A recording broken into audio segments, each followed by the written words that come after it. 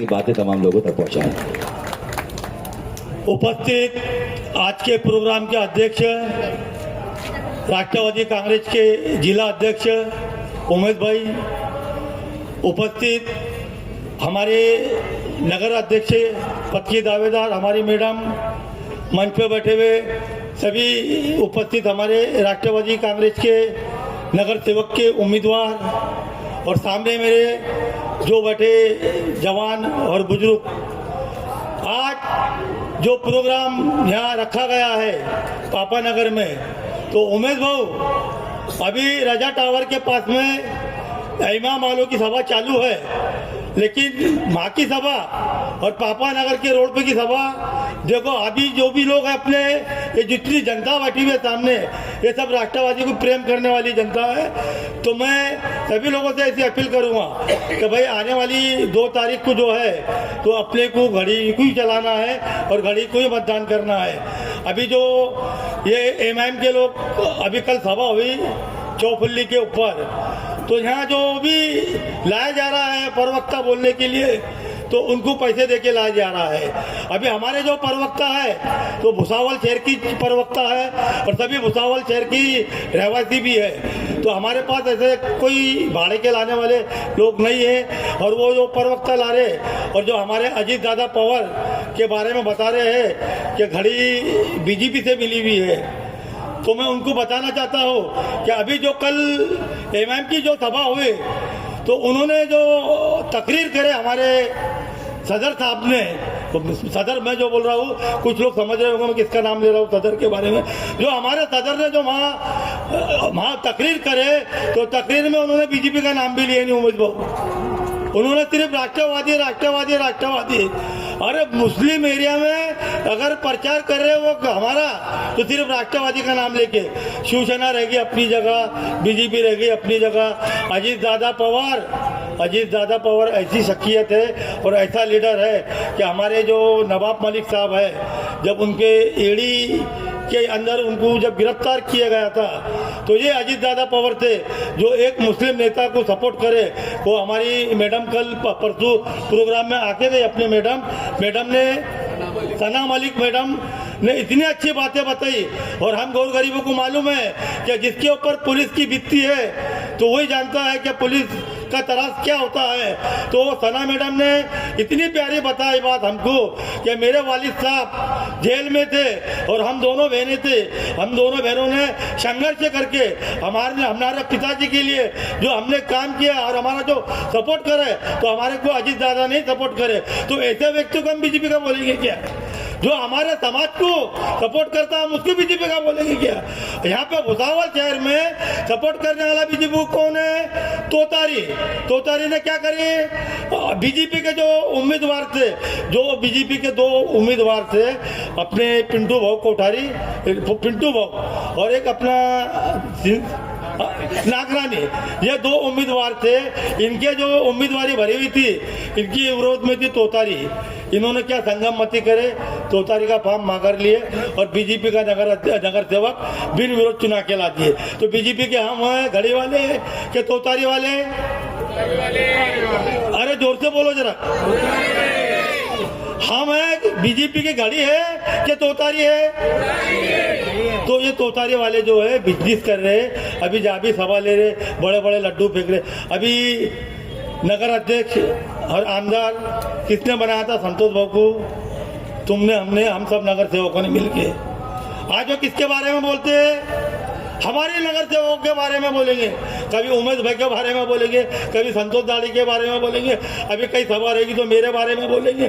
बस इनको वही धंधा है, जिसने इनको बढ़ाया उनका ही विरोध करना। उनका कहने का मतलब ऐसे रहता है कि हमने बड़े बन जाना, हमने सारे पता संभालना। अभी एक ही घर में तो 2 उम्मीदवार दे दिए। मैं 25 साल से उनके साथ में रहा, 20-15 साल से मैं उनका नगर सेवक रहा, ना मैंने उनसे एमएलसी में कोई मदद ली और ना नगर सेवक में कोई उनसे 2 पैसे की आग करा, ना पैसे कमाया। लेकिन आज उन्होंने क्या करा?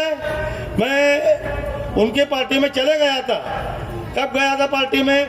जब मेरी थोड़ी हमारी पार्टी से जम रही थी, वो पार्टी में मैं उनके साथ चले गया। उनको मैंने जब बताया तो मेरे को बुलाना करे कि पापा तू कहाँ से लड़ेगा? तो मैंने कहा भाई मैं वन्य नंबर से लड़ने वाला है, तो मेरे को लड्डू दिए।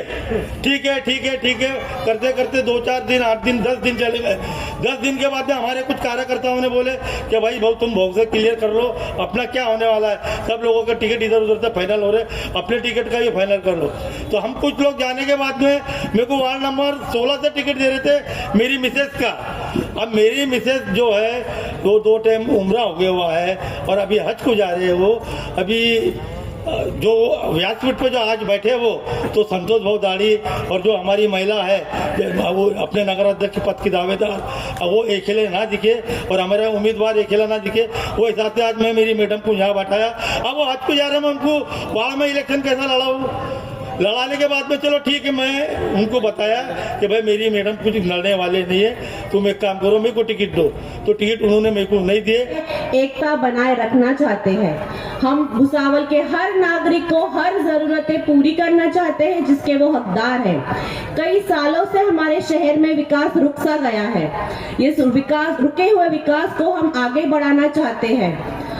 मैं चाहूंगी आपसे यही गुजारिश करूंगी कि इस बात को, इस मुद्दे को मद्देनजर रखते हुए कि हमारा इरादा सिर्फ और सिर्फ शहर का विकास करना है, शहर को बेहतर बनाना है, तो इसलिए एक बदलाव की जरूरत है। ये बदलाव तभी हो पाएगा जब आप हमें वोट देंगे, हमें साथ देंगे। और इस वार्ड के सभी हमारे लोगों के प्रश्न हमेशा वो उनके आगे रहते हैं ढाल बनकर। ऐसे पापा मेंबर हमारे पार्टी के ज्येष्ठ नेता आशिक भाई, आशिक खान शेर खान, नगर अध्यक्ष के उम्मीदवार राष्ट्रवादी कांग्रेस पक्ष की आरशिया मुख्तार अंसारी जी, मंच पर उपस्थित भुसावल शहर के राष्ट्रवादी के अध्यक्ष संतोष भाई दाढ़ी, वार्ड क्रमांक 16 के उम्मीदवार पल्लवी कोलते, दूसरे उम्मीदवार समीर शेख, 19 के उम्मीदवार हमारी बहू साइली चौधरी और पापा मेंबर जिन्होंने अभी अपनी स्टाइल में आपसे वोट मांगे, ऐसे हमारे दोस्त जाकिर भाई,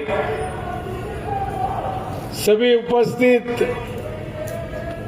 मंच और मेरे दोस्तों, भाइयों, बहनों और पत्रकार मित्रों, अभी पापा मेंबर ने बताया कि हर जगह सिर्फ घड़ी की बात चालू है, हर जगह पे सिर्फ राष्ट्रवादी की बात चालू है।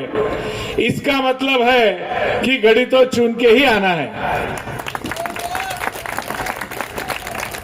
हमारे विरोधी पक्ष वालों के पास विकास की कोई बात नहीं। हमारे विरोधी लोगों के पास लोगों की मदद करने का कोई जरिया नहीं। हमारे मुस्लिम भाइयों के, अल्पसंख्यक भाइयों के वार्डों में जो आज समस्या है वो उन्हें उनसे कुछ लेना देना नहीं, लेकिन सिर्फ और सिर्फ उनको डर है कि अजीत दादा पवार की इस घड़ी अगर भुसावल में चुन के आ गई तो हमेशा के लिए हम राजकारण से दूर, हमें से लोग हमें लेकर चले जाएंगे, क्योंकि विकास तो होना है। आदरणीय अजीत दादा पवार एक ऐसी शख्सियत है जो सिर्फ डेवलपमेंट और डेवलपमेंट में बात करता है। सुबह 6 बजे से लेकर लोगों में जाकर लोगों की समस्या सुनकर वो समस्या हल करने का हिम्मत रखता है। इतना ही नहीं तो हर जाति समाज घटक के लिए काम करता है। हमारे मुस्लिम भाइयों का अगर महाराष्ट्र में कोई नेता होगा तो वो सिर्फ एक मर्द आदमी अजीत दादा पवार है। मुस्लिम लोगों के जो भी मसले हैं, मुस्लिम समाज की जो भी समस्या हमेशा आती है, अजीत दादा बिल्कुल सीना तान के वहां पे खड़े रहता है। दूसरा कोई नेता देखा महाराष्ट्र में आपने?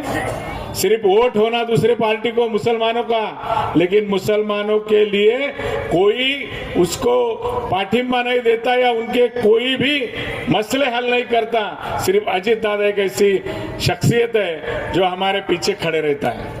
दोस्तों, कहने का मतलब यह है कि 2 तारीख को इलेक्शन होने जा रहा है और इस 2 तारीख को जो आप वोट देंगे तो आपका एक वोट इस भुसावल शहर का इतिहास बनाएगा।